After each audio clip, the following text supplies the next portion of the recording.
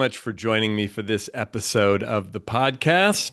Hope you're doing well, you, your family, your team, everyone around you. Today, I want to talk a bit about this concept of the gap and the gain. There was a great book that came out, I don't know when it was, a few years back, probably 2021, written by Dan Sullivan and Dr. Benjamin Hardy. Ben and I met several years back at a mastermind event that we had for Hay House. We share the same publisher. Dan and Ben also wrote a great book called 10X is Greater Than 2X.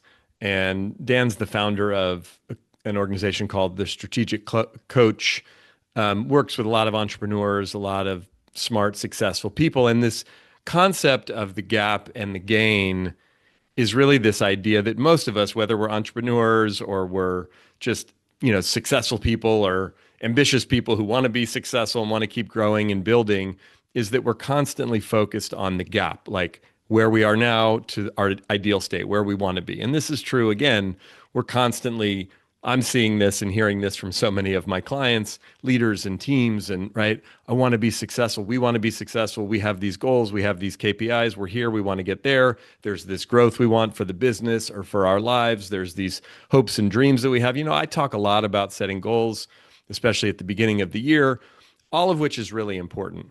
But what ends up happening is that we tend to get so obsessed with the gap, we forget about the gain.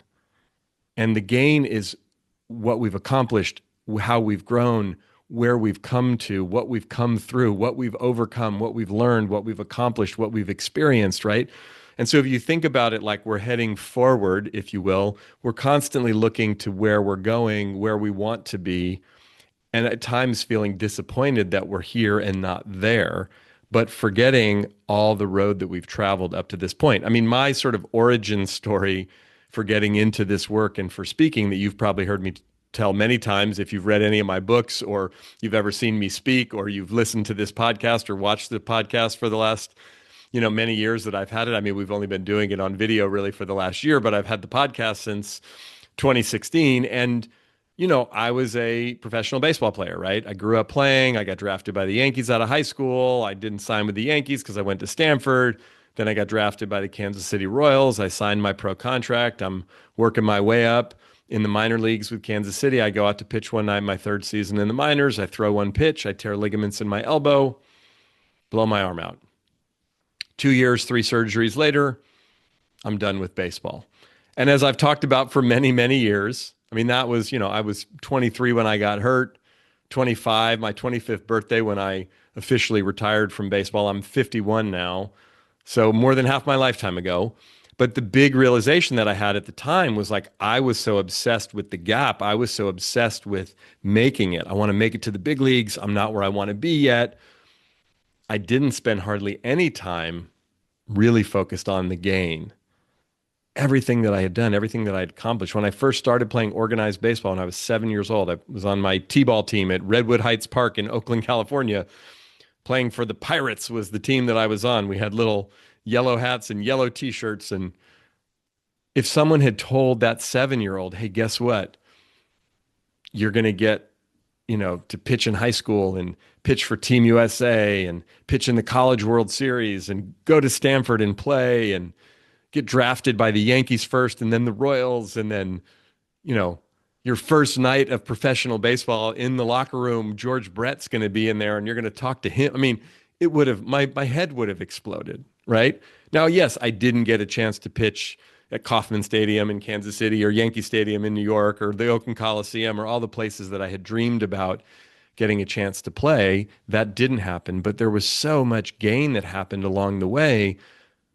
But it wasn't until it was over that I realized, oops, I forgot to appreciate it. I forgot to enjoy it. I forgot to celebrate myself along the way. It's not like I didn't enjoy any of it or I didn't appreciate any of it or I didn't celebrate at any point. I did. But like a lot of us, like a lot of entrepreneurs, like a lot of successful business people, we don't tend to smell the roses. We don't tend to appreciate where we are. We're so focused on where we're going Sometimes it takes something bad to happen, something hard to happen, something even tragic to happen to stop and wake us up. There's a great scene in the movie Good Will Hunting, and I talk about this a lot, so maybe you've heard me talk about this before, but I mean, Good Will Hunting is amazingly almost 30 years old now. I loved, loved, loved that movie. But if you've seen it, you know, right? But Robin Williams plays a therapist, and Matt Damon plays a young troubled man. I may have even shared this story in the last couple of weeks here on the show now that I'm saying it. I've been sharing it recently at some of my speaking engagements. And so anyway, but there's a scene in which Matt Damon is talking to Robin Williams in therapy, and Robin Williams, the therapist, says to him, "Hey, you'll have bad times. Everybody does. They'll just wake you up to all the good stuff you weren't paying attention to." And there's something about him saying that in that moment that just epitomizes for me the importance of us being able to appreciate life, appreciate ourselves, be grateful for what's happening, and not necessarily have to wait for something bad to happen in order for us to do that. But sadly, that is what it takes from time to time in life. And it can be a silver lining of a very difficult situation is it does have us pause because when all of a sudden, the gap from where we are to where we want to be, like in my case with baseball, it basically went away. There was no longer a gap. It was just a chasm that couldn't be crossed anymore because it was like, dude, your career is over. You don't get to do this anymore. You got to go find something else to do. And then it was like, oh, wait, that was actually pretty cool. But I spent so much time focused on the gap, I didn't enjoy the gain. Does that make sense? So let's talk a bit about this. Now, the first thing to understand about this is like the world in which we live, the society in which we live is obsessed with the gap, is obsessed with better, faster, stronger, more, we got to make more money. We got to lose more weight. We got to have more of this and that. And so there's so much swirling around us that's reinforcing. Look, so much of marketing in the world is marketing to that gap. You don't feel good about yourself, buy this thing. You don't have love in your life, do this thing. You don't have as much money as you want, do this, buy this, try that, whatever. And that's both from, products and things that we're supposed to ingest or rub on ourselves or whatever. I mean, it's from creams to this, to that, to you name it, to take this supplement. And I'm not saying that there aren't things that we can do to care for our skin and our bodies and our health. That's not the point.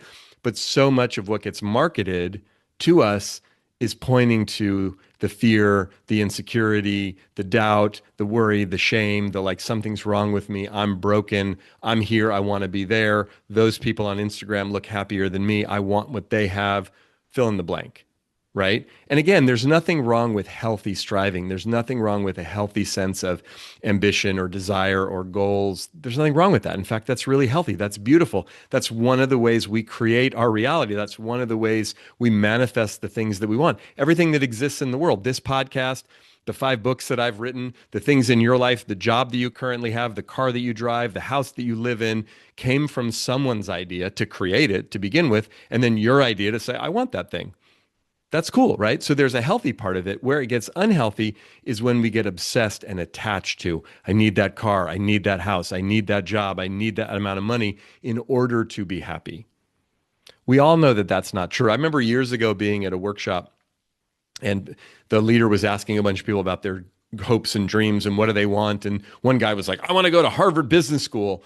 And he was kind of coaching the guy about it. And he was like, okay, that's great. That's a great goal. So you want to go to Harvard Business School. And he started, and the guy was talking about being scared that he wouldn't get in, and what if it didn't happen, and he had some anxiety about it. And the guy leading the workshop said, you know what? If you don't get into Harvard Business School, you're going to be okay. And it seemed kind of like a weird piece of coaching to give to the guy who was saying, I want to go to Harvard Business School, and I'm here to make my dreams happen. Can you help me? And he's like, you'll be okay if you don't get in.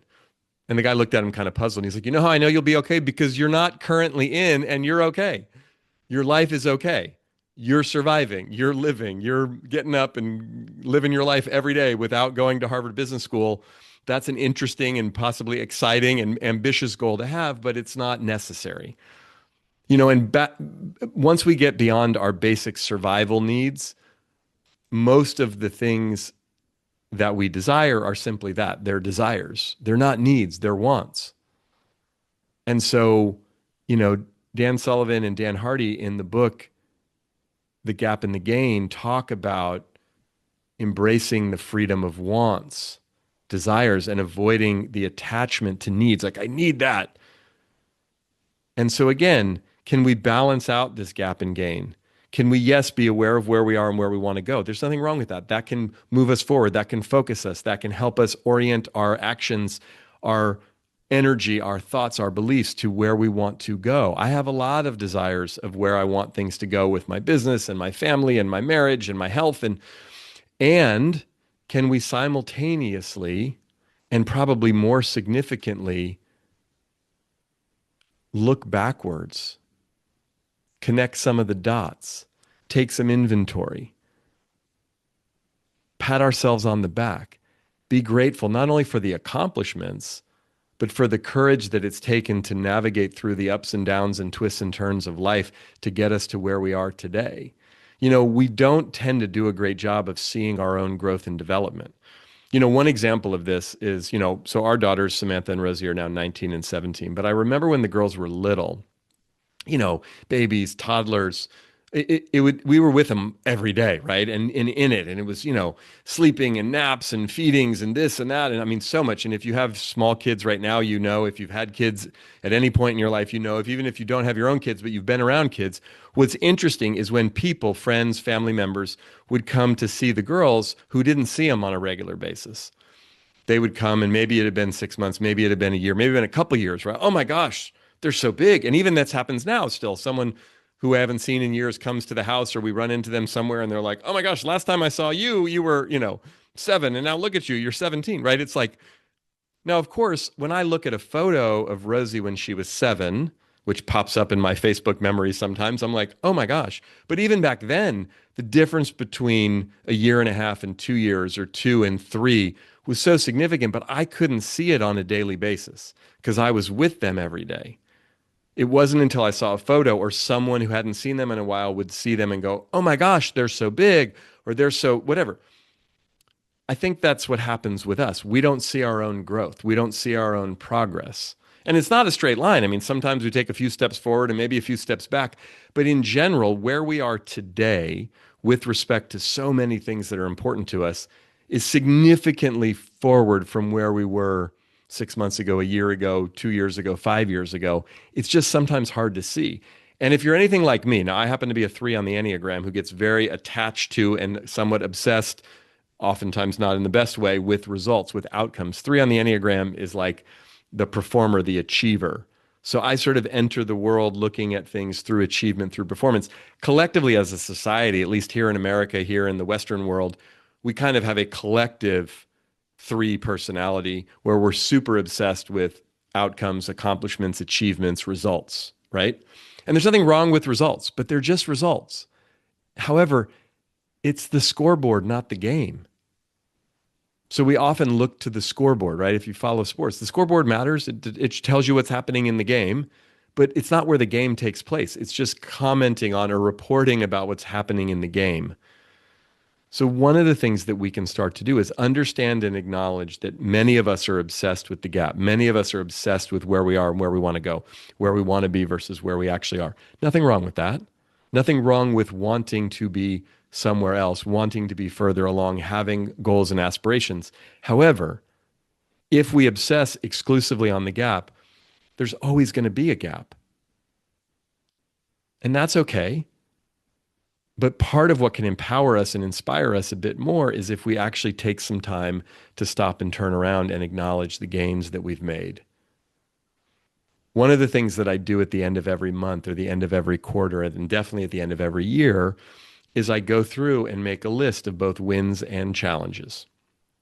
And I love doing this because I actually feel proud of both. I'm usually proud of the wins, things that I can celebrate that were accomplishments or achievements or fun things or exciting things or highlights from the year, right?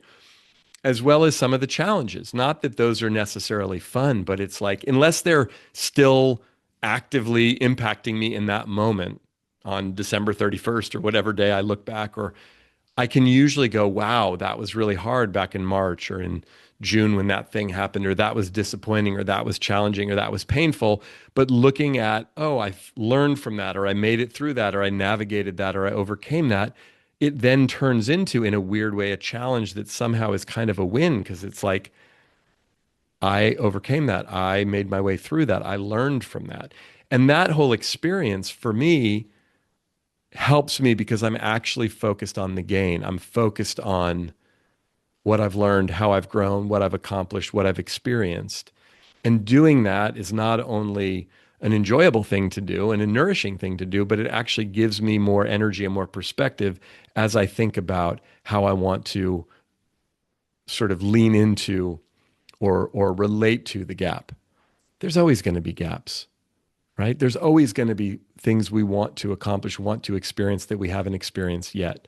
But there's a way we can go about it that's a little bit kinder, a little more compassionate, a little more balanced, if you will. So we balance out the gap and the gain. Now, look, if all we do is spend all of our time focused on the gain, looking backwards, reflecting on where we've come from, that if we overdo it, which most of us don't, that could potentially be problematic because we're not focused on both present moment, but also where we're headed. Again, if I'm driving somewhere and all I'm doing is looking behind me all the time, I might crash into something. I don't know where I'm going. I don't know what I want. So again, having some healthy awareness and perspective on the gap where we want to go is important, can be really healthy and motivating. It's just most of us have it out of balance. We're obsessed with the gap.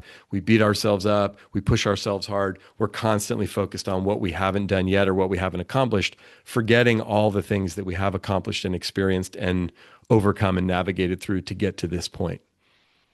Does that make sense? So what can you do with this? So I invite you to look at this in your own life, in your own work, with your own team, with your own business. Where are there some gaps right now? Again, it's the goals you have, both short-term and long-term.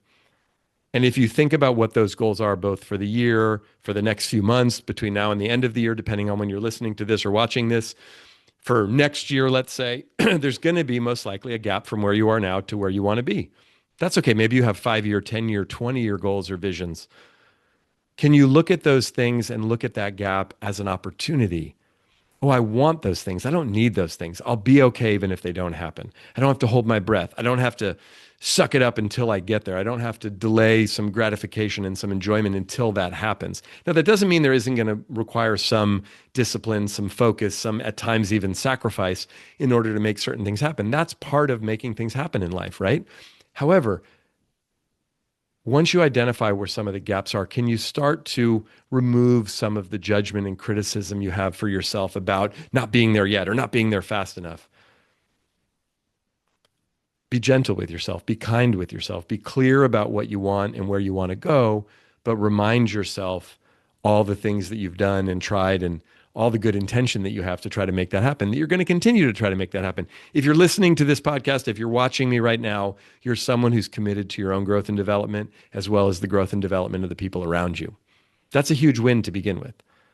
So once you identify some of those gaps and then see, are there ways you can kind of pull back on some of the intensity, some of the gripping so tight to force yourself, I have to get this, this has to happen, I better be a little gentler, a little kinder.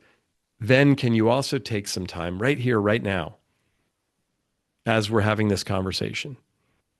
What are some things you can acknowledge yourself for? What are some things you're proud of? What are some strides that you've made, some growth that you can identify just in the recent weeks and months, if not looking back over the course of this year? There's so much to celebrate. There's so much to acknowledge. And it's not just about wins and accomplishments. It's also about effort. It's also about times maybe that you failed, but you tried, and just the courage to try. That's a huge win in and of itself, right? Can we really look at, on a daily basis, on a weekly basis, on a monthly basis, what am I proud of? What am I grateful for? What have I learned? How have I grown? And acknowledge that to ourselves. Maybe we write it down in a journal. Maybe we have some system in which we capture it. Maybe we have other people in our lives, our spouse, our friends, family members. Maybe it's teammates, people that we work with, where we have a structure where we talk about our gains. Not from an arrogant place, not from a beating our chest and I'm so great, but from genuinely acknowledging, I've made this progress. I'm proud of this. I'm excited about this. I can see myself growing in this area, or I can see us growing in this area. If you lead a team or run a business, can you do that with your team when you meet on a weekly basis, monthly basis, quarterly basis, biannual basis, annual basis? Can we have some conversation in which we talk about what have we accomplished? What are we proud of? What strides have we made? Even and especially if we find that we've fallen short in certain areas. It's about balancing these things out. Because the reality is, as I'm recording this, we're in October, we're in Q4, right? If you run your business on an annual basis, maybe if it's a fiscal basis, this is the second quarter, but whatever the case may be, often as we move towards the end of the year, we're getting more towards that quote unquote judgment day of like, how did we do with our plan and our goals? And right. And here's what I often say, whether I'm talking to salespeople or business owners or just people in general who are managing KPIs, key performance indicators, you either hit them or you don't. And then it starts all over again the next year anyway. So it really is about the growth. It's not that the getting there doesn't matter, but oftentimes I talk to salespeople about this. They hit their quota or they really crush it and go way beyond it. What do you get? You just get a bigger one the next year. That's your thanks for it. So it can be a bit of a blessing and a curse, but we go for it. Those things are just there to really orient us and focus us. But being able to take some more time to focus on the gain, to really pat ourselves on the back and acknowledge ourselves and the people around us, super important. So balancing out that gap in gain, leaning more on the gain, because we don't tend to go there as often, can really make a difference for us personally and our ability to not just be successful and produce results, but also have an inner sense of peace and equanimity and groundedness. And then if we can bring that to our teams and to the people around us, it can have a big impact on them too. So thanks for listening. Thanks for watching. As always, I appreciate it. Make sure to hit the subscribe button if you haven't already and leave a comment or a rating or a review, whatever the case may be. We always appreciate when you do that. There's some links in the show notes of the podcast episode, as well as a link or two below in the YouTube description if you want to stay in touch with me or connect with me on social. Best way to learn more about me and my work is at our website, which is mikedrobbins.com. And until next time, keep bringing your whole self to work and to life. And remember, we're all in this thing together.